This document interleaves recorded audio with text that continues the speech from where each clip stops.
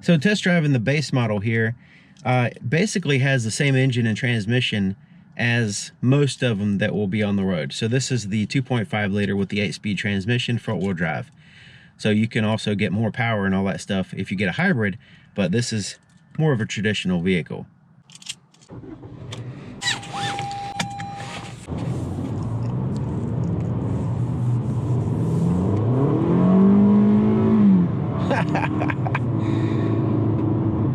So it has a little bit of torque steer since it's front wheel drive. You can tell it's a 4-cylinder. But 200 horsepower, that particular experience didn't make me think it had 200 horsepower. Felt a little weak there. Nice smooth braking. It's a just very easy to push, but also very sensitive as far as like doesn't take much pressure, and you can fine tune your braking. It's not like grabby or anything. Now, I don't know if you can see this, where it actually shows the road sign here. It shows me that the speed limit now is 55 miles an hour. And what it does is uses the camera over here to look out for signs. And it can do yields, stops, speed limit, and there's one more. There's 4 different signs in which it can recognize, and it'll display it right here. Give it a little bit of acceleration.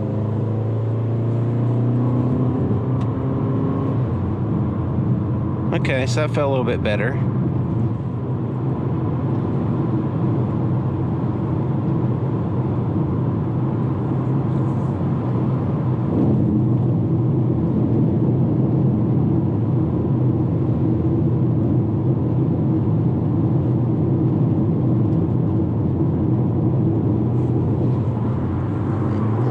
All right, let's get over.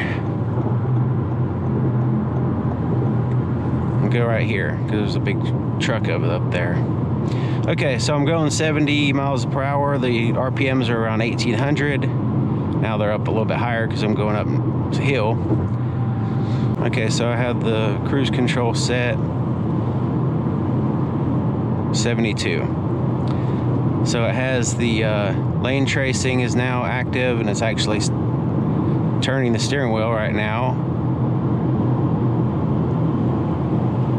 And yeah, it's turning it, and it's kind of keeping me, I guess, in the center. And and the adaptive cruise control is set. Yeah, it's pretty much tracing the road pretty good. Now there's two ways this works. One is the lines on the road. The other thing is vehicles in front of you. So if there's no line to follow, it'll follow the vehicle. It'll follow the vehicle in front of you. So if the vehicle in front of you runs off the road, then it might follow it. I don't know. I have the adaptive cruise control set at 72, but I'm only going 68 because the vehicle in front of me is going that speed, so it slowed me down. And I have a far distance set, so it's recognizing that vehicle way out there. So that's good. I don't like it to run up on vehicles and give me a lower reaction time. So if I keep my hand off the steering wheel too long, he's telling me to put my hands on the steering wheel. And it's kind of wandering slightly, but part of that is because it's kind of windy out. And it shows the speed limit here on the screen. And I'm not very close to the sign, so I guess it's apparently able to read it pretty far away. It's actually fairly comfortable as far as the ride quality and the bumping, the bumps in the road and all that. It's actually pretty good, and it's easy to steer, and the seat has a good position, so I can see it'd be fairly nice to drive this vehicle, maybe a long trip or something.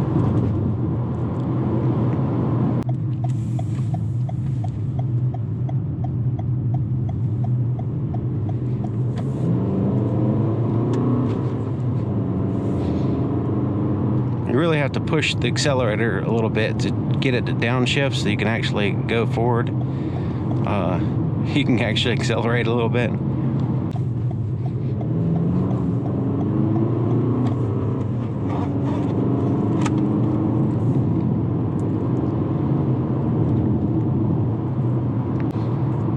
And this synthetic steering wheel, this one has a synthetic steering wheel.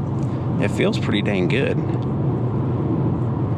Has a good contour to the right in here. Has a good contour, good thickness, and just the texture and everything feels pretty good.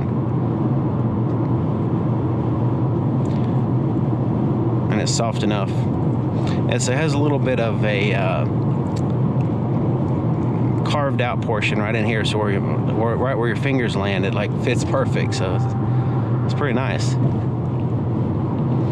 If you're one of those types that hold it like this. I'm gonna set the cruise control at 70, and it's slowing me down because I have a Prius in front of me going slower. So let's see how fast that Prius is going. Okay, so the Prius is going 65.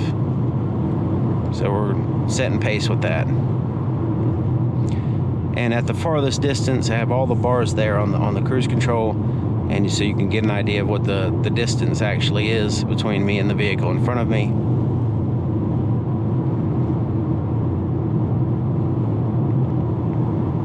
And that distance will change depending on your speed, so it's not an actual set distance. So if I'm going faster, it's going to be a further distance than if I'm going slower. It's basically based on a reaction time distance. So the idea behind the lane tracing is you keep your hand on the wheel, but you don't have to do all those little micro movements with your hand so much to drive. So I guess the fatigue from your hand is less if you just like gently hold the steering wheel and let it do its steering, especially on stuff like this in which there's, you know, it's just a straight open road and you're just kind of following the road. So it's following the car and it's following the road and, you know, kind of doing this automatic thing. Also, the adaptive cruise control has all speed capability. So if that car in front of me came to a complete stop and then took back off again, this vehicle would come to a complete stop and then take back off again.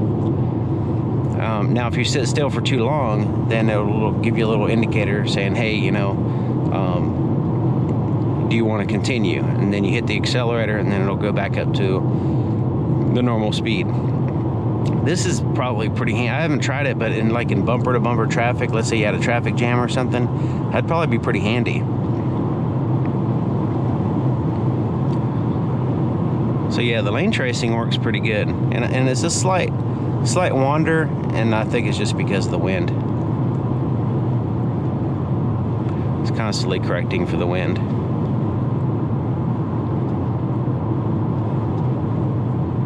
So I mean, I don't have my foot on the accelerator. It's keeping me at the set distance of the vehicle in front of me, and my hand is kind of hovering over the steering wheel, and I move it a little bit just to keep it from giving me alerts. But it's actually doing all the steering, and I'm keeping a close eye on it because I want to have control over the vehicle that I'm driving.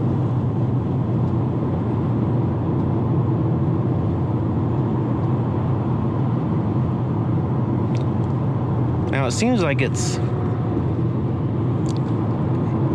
kind of wandering right now. Wandering around. It's back. You see that steering wheel moving? It's like back and forth wandering. Seems like it happened right when that car passed. I don't know. But it's keeping me in the lane. It hasn't gone over the lanes or anything yet. Okay, so now it showed the speed limit at 50. I actually saw that sign that's behind all the... Alright, so let's go... Alright, so now it senses the car is not there in front of me, so now it's hauling ass. It's like flooring it, trying to get up to 70, which I'm going to cancel that by pushing the brake, because we're getting off the exit.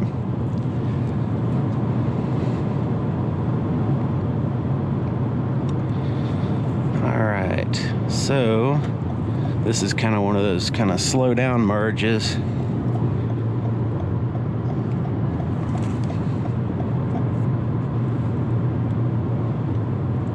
And there's some traffic.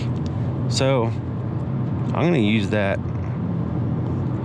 See how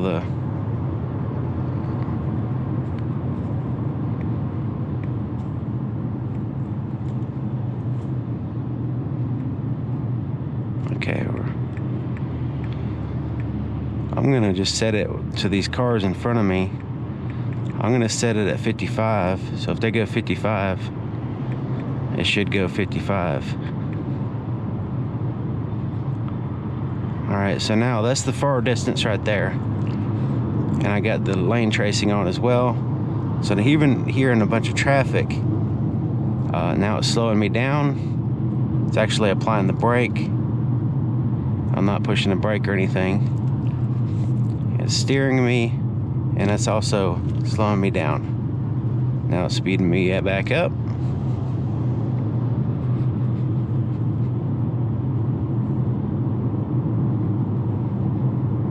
And it's keeping me a pretty far distance there.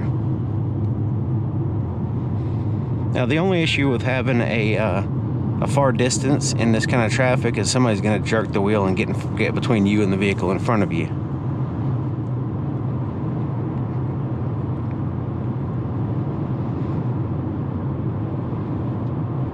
Okay, so I'm going to turn off the cruise control and take over driving here because we need to get over fairly soon here.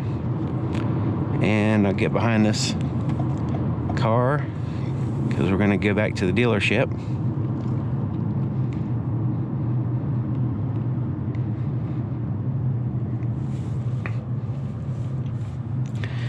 All right, we'll try the brake hold. Okay, so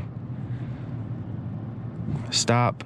Now it's holding the brake. I could take my foot off the brake and it's just holding it for me.